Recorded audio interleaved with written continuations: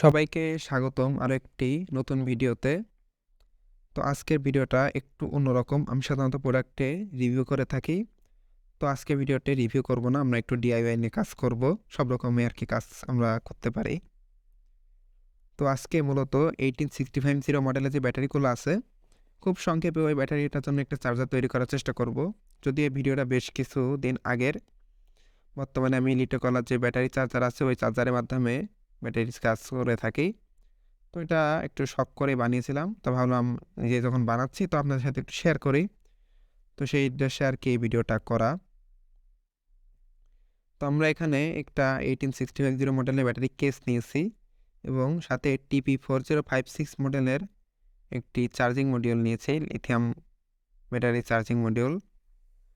তো চলুন কত সহজে আর কি এই কাজটা করা যেতে পারে। তো আপনাদের ইলেকট্রনিক সম্পর্কে যার হালকা পাতলা হলেও ধারণা আছে, তারা খুব সহজেই এই কাজগুলো করতে পারবেন।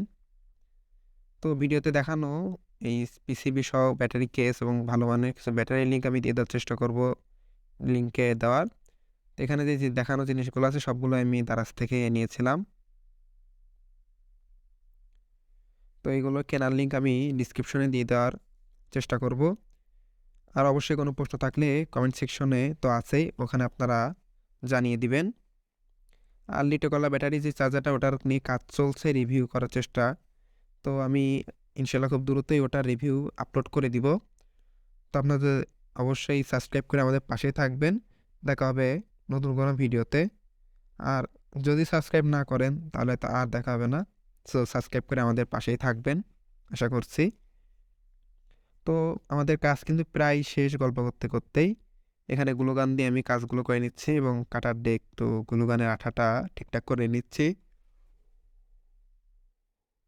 তো আমাদের কাজ কমপ্লিট। আমরা এবার এটা ব্যাটারি ইনস্টল দিয়ে খুব সহজেই চার্জ করতে পারবো।